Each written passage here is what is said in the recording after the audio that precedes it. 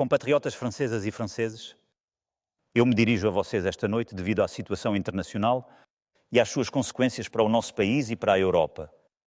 E isso após várias semanas de ações diplomáticas. Vocês estão realmente legítima e justificadamente preocupados diante dos eventos históricos que estão abalando a ordem mundial. A guerra na Ucrânia, que resultou em quase 1 milhão de mortos e feridos, continua com a mesma intensidade. Os Estados Unidos da América, nosso aliado, mudaram sua posição sobre essa guerra, apoiam menos a Ucrânia e deixam dúvidas sobre o futuro. Ao mesmo tempo, os mesmos Estados Unidos da América pretendem impor tarifas alfandegárias a produtos da Europa. Finalmente, o mundo continua a ser incessantemente mais brutal e a ameaça terrorista não diminui. No total, nossa prosperidade e nossa segurança tornaram-se mais incertas, é preciso dizer. Estamos entrando em uma nova era. A guerra na Ucrânia já dura mais de 3 anos. Desde o primeiro dia decidimos apoiar a Ucrânia e sancionar a Rússia. E fizemos bem, pois não é apenas o povo ucraniano que luta corajosamente por sua liberdade, mas também a nossa segurança, que está ameaçada. De fato, se um país pode invadir impunemente seu vizinho na Europa, então ninguém pode mais ter certeza de nada. E a lei do mais forte se aplica. Não pode mais ser garantida em nosso continente mesmo. A história nos ensinou isso. Além da Ucrânia, a ameaça russa está aqui e afeta os países da Europa, nos afeta. A Rússia já transformou o conflito ucraniano em um conflito mundial. Ela mobilizou em nosso continente soldados norte-coreanos, equipamentos iranianos, enquanto ajuda esses países a se armarem mais. A Rússia do presidente Putin viola nossas fronteiras para assassinar opositores. Manipulam as eleições na Roménia, na Moldávia. Ela organiza ataques digitais contra nossos hospitais para bloquear seu funcionamento. A Rússia tenta manipular nossas opiniões com mentiras divulgadas nas redes sociais. E, no fundo, ela testa nossos limites. Ela faz isso no ar, no mar, no espaço e atrás de nossas telas. Essa agressividade parece não conhecer fronteiras. E a Rússia, ao mesmo tempo, continua a se rearmar, gastando mais de 40% de seu orçamento para esse fim. Até 2030, ela planeja aumentar ainda mais seu exército e ter 300 mil soldados adicionais, 3 mil tanques, 300 caças a mais. Quem pode então acreditar neste contexto que a Rússia de hoje vai parar na Ucrânia? A Rússia tornou-se, no momento em que falo com vocês, e para os próximos anos, uma ameaça para a França e para a Europa. Lamento isso profundamente. E estou convencido de que, a longo prazo, a paz será alcançada em nosso continente com uma Rússia que volta a ser pacífica e apaziguada. Mas a situação que descrevo a vocês é essa e devemos lidar com ela. Então, diante deste mundo de perigos, permanecer espectador seria uma loucura. Trata-se, sem demora, de tomar decisões para a Ucrânia, para a segurança dos franceses, para a segurança dos europeus. Para a Ucrânia, primeiro, que ajudam a paz, estão no caminho certo e eu quero aplaudi-los esta noite. Devemos continuar a ajudar os ucranianos a resistir até que possam negociar com a Rússia uma paz sólida para si mesmos e para todos nós. É por isso que o caminho para a paz não pode passar pelo abandono da Ucrânia. Pelo contrário, a paz não pode ser alcançada a qualquer custo. E sob o ditado russo, a paz não pode ser a capitulação da Ucrânia, ela não pode ser seu colapso. Ela também não pode se traduzir por um cessar-fogo que seria muito frágil. E porquê? Porque também aqui temos a experiência do passado.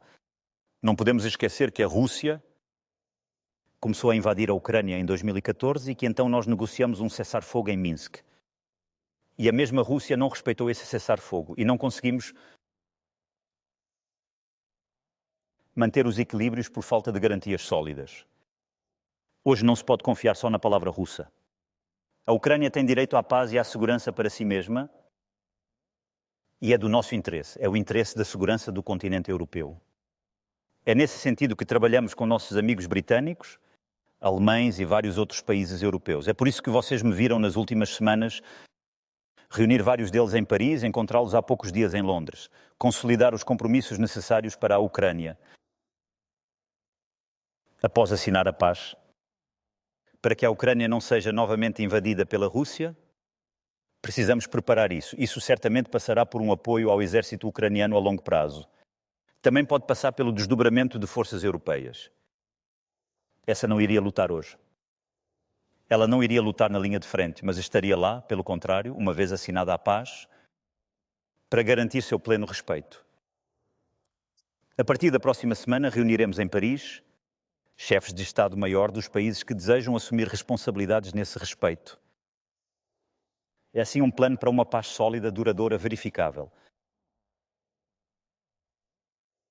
que preparamos com os ucranianos e vários outros parceiros europeus e que defendi nos Estados Unidos há 15 dias e por toda a Europa, e quero acreditar que os Estados Unidos continuarão ao nosso lado, mas precisamos estar prontos caso isso não aconteça. Que a paz na Ucrânia seja alcançada rapidamente ou não, os Estados europeus devem, dada a ameaça russa que acabei de descrever, ser capazes de se defender melhor e dissuadir qualquer nova agressão, sim. O que quer que aconteça, precisamos nos equipar mais e levar nossa posição de defesa, e isso para a própria paz, para dissuadir. Neste sentido, permanecemos ligados à OTAN e à nossa parceria com os Estados Unidos da América. Precisamos fazer mais para fortalecer nossa independência em defesa e segurança. O futuro da Europa não precisa ser decidido em Washington ou em Moscou, e sim, a ameaça volta-se para o leste e a inocência, de certa forma, dos últimos 30 anos desde a queda do Muro de Berlim está agora encerrada. Em Bruxelas, amanhã, durante o Conselho Extraordinário, 27 líderes participarão. Com a Comissão e o Presidente do Conselho, faremos passos decisivos. Várias decisões serão tomadas que a França propunha há vários anos. Os Estados-membros poderão aumentar seus gastos militares sem que isso seja contabilizado em seu déficit. Financiamentos comuns massivos serão decididos para comprar e produzir no solo europeu munições, tanques, armas, equipamentos entre os mais inovadores. Surtitrage FR 2021. Pedi ao governo que se mobilizasse para que, por um lado, isso fortaleça nossos exércitos o mais rapidamente possível. E, por outro lado, que acelere a reindustrialização em todas as nossas regiões. E reunirei com os ministros competentes os industriais do setor nos próximos dias. A Europa da Defesa, que defendemos há 8 anos, está se tornando uma realidade. Isso significa países europeus mais preparados para se defender e se proteger, que produzem juntos os equipamentos de que precisam em seu solo, que estão prontos para cooperar mais, para reduzir sua dependência do resto do mundo. E isso é uma boa coisa. A Alemanha, a Polónia, a Dinamarca, os Estados Bálticos e muitos dos nossos parceiros anunciaram esforços inéditos em termos de gastos militares. Então, neste momento de ação que finalmente se abre, a França tem um status particular. Temos o exército mais eficiente da Europa. E graças às escolhas feitas por nossos antepassados após a Segunda Guerra Mundial, somos dotados de capacidades de dissuasão nuclear. Isso nos protege muito mais do que muitos de nossos vizinhos. E, além disso, não esperamos a invasão da Ucrânia para constatar um mundo preocupante. E através das 2 leis de programação militar que decidi e que os parlamentos sucessivos votaram, dobraríamos o orçamento de nossos exércitos em quase 10 anos. Mas, dada a evolução das ameaças, essa aceleração que acabo de descrever, teremos de fazer novas escolhas orçamentárias e investimentos adicionais que agora se tornaram indispensáveis. Pedi ao governo que trabalhasse nisso o mais rápido possível. Serão novos investimentos que exigem a mobilização de financiamentos privados. Merci. Mas também financiamentos públicos, sem que os impostos sejam aumentados. Para isso serão necessárias reformas, escolhas, coragem. Nossa dissuasão nuclear nos protege. Ela é completa, soberana. Francesa de ponta a ponta. Ela expressa explicitamente sempre desempenhou um papel na preservação da paz e da segurança na Europa. Mas respondendo ao chamado histórico do futuro chanceler alemão, decidi abrir o debate estratégico sobre a proteção por nossa dissuasão de nossos aliados europeus. O que quer que aconteça, a decisão sempre foi e permanecerá nas mãos do Presidente da República, chefe das Forças Armadas. Controlar nosso destino, tornar-nos mais independentes? Devemos trabalhar nisso no plano militar, mas também no plano económico. Sim, a independência económica, tecnológica, industrial e financeira são necessárias. Devemos também nos preparar para o que os Estados Unidos decidirem sobre tarifas alfandegárias sobre as mercadorias europeias, como eles acabaram de confirmar contra o Canadá e o México. Essa decisão incompreensível, tanto para a economia americana quanto para a nossa, afetará algumas cadeias produtivas. Aumenta a dificuldade do momento, mas não ficará sem resposta da nossa parte. Então, enquanto preparamos a resposta com nossos colegas europeus,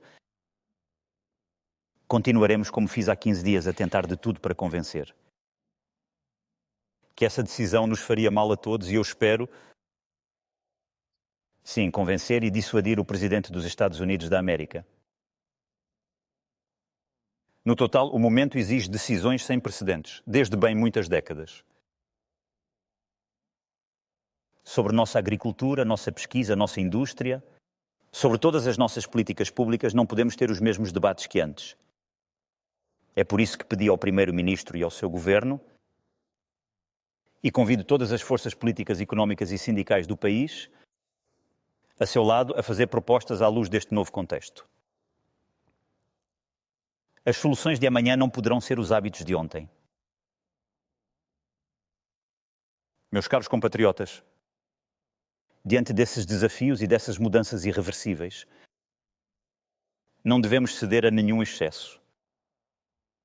Nem ao excesso dos que estão em guerra, nem aos derrotistas. A França seguirá apenas uma rota, a da vontade pela paz. E pela liberdade, fiel nisso à sua história e aos seus princípios. Sim, é nisso que acreditamos. Pela nossa segurança, mas também é nisso que acreditamos para defender a democracia, uma certa ideia da verdade, uma certa ideia de uma busca livre do respeito em nossas sociedades, uma certa ideia da liberdade de expressão que não é o retorno dos discursos de ódio, no fundo uma certa ideia de humanismo. Isso é o que defendemos e está em jogo. Nossa Europa possui a força económica, o poder e os talentos para estar à altura desta época. E que nos comparássemos aos Estados Unidos da América e a fortiori à Rússia, temos os meios. Devemos então agir sendo unidos como europeus e determinados a nos proteger. É por isso que a pátria precisa de vocês, do seu compromisso. Decisões políticas, equipamentos militares, orçamentos, são uma coisa. Mas eles nunca substituirão a força de alma de uma nação.